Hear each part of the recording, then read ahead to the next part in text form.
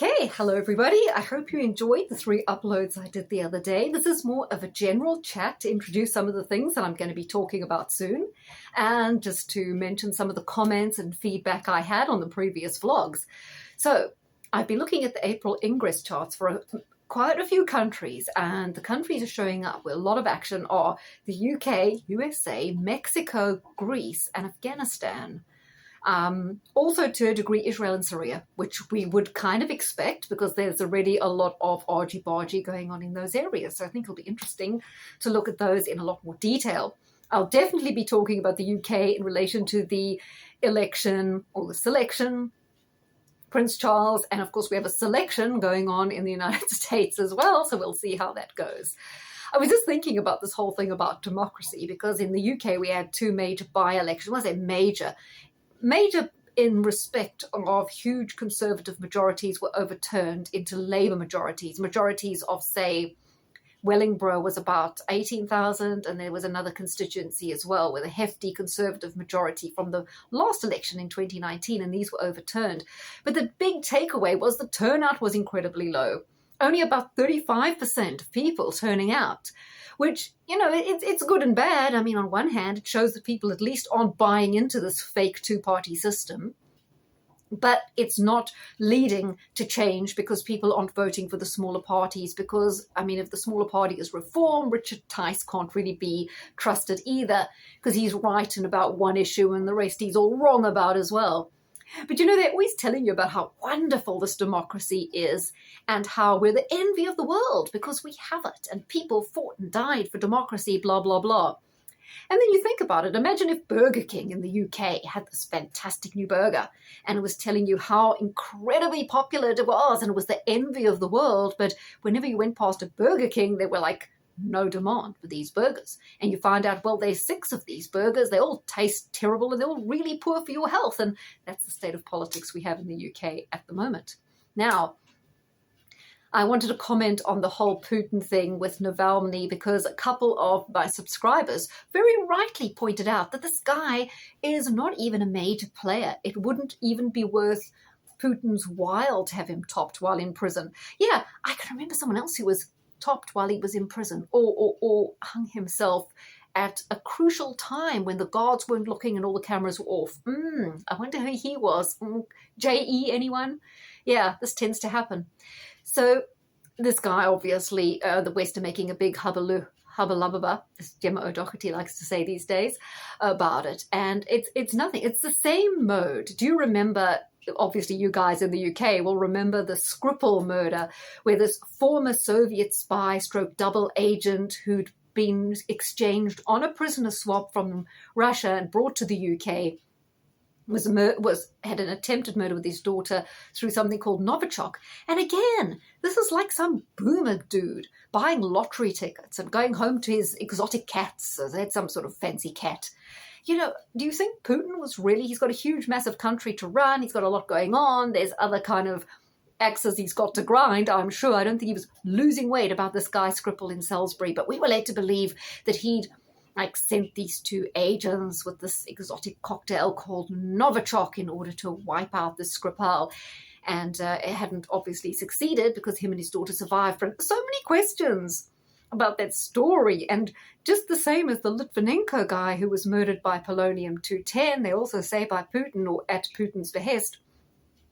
Never tell you what these guys were actually up to. When you watch a crime drama on TV, the first thing they will look in is the victim's finances.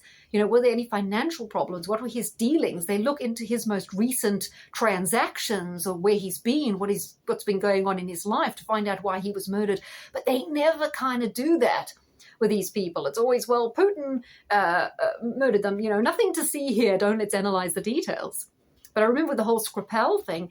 He and his daughter, who just arrived from Moscow and was living quite happily in Russia. Now, bearing in mind, Skripal was in prison in Russia. There were plenty of opportunities to have him there, but they did a prisoner swap and they'd kind of let him go to live his life in the UK.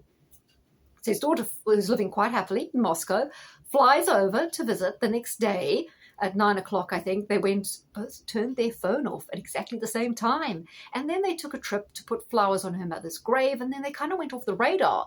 And the CCTV aren't able, now we've got a lot of CCTV on the roads in the UK, but they couldn't find their car anyway. No one knows where they went in those 3 hours, or what they were doing, why their phones were off, and then later their phones popped on again.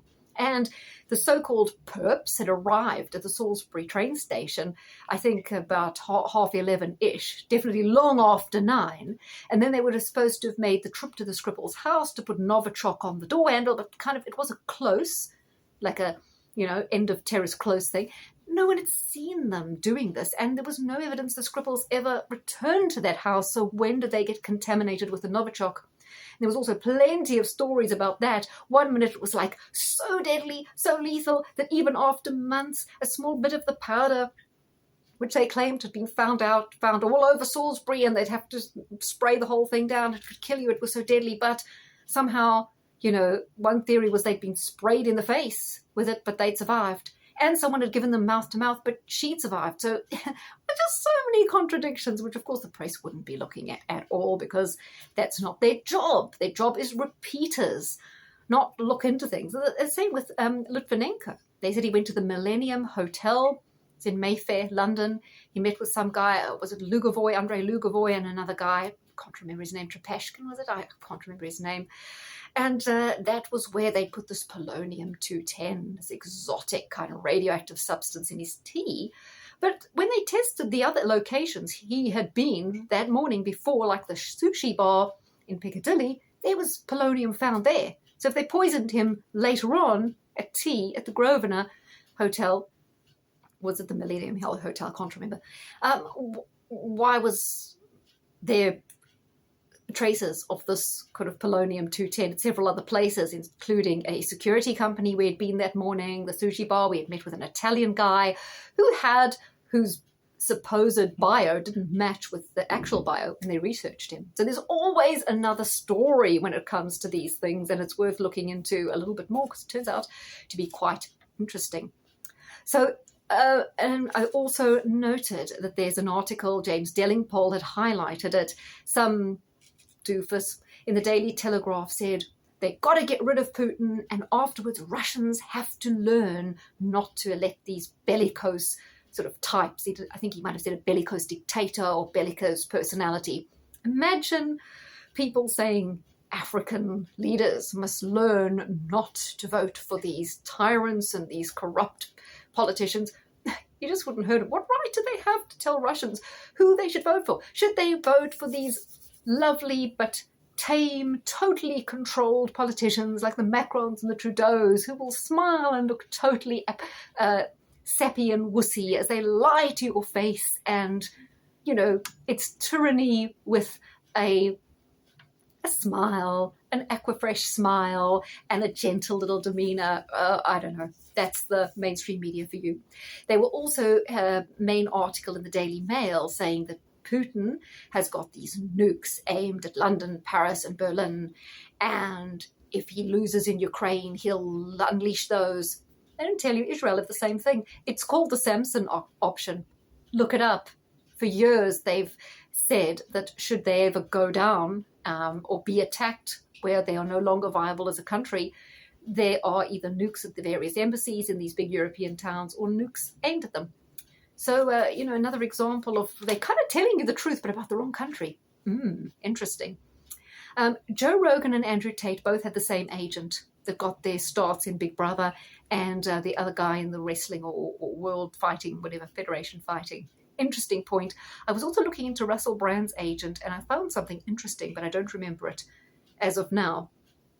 And let's see. I'm not sure if I have anything. I might come back on a second vlog and finish this, because this looks like the time's going to run out.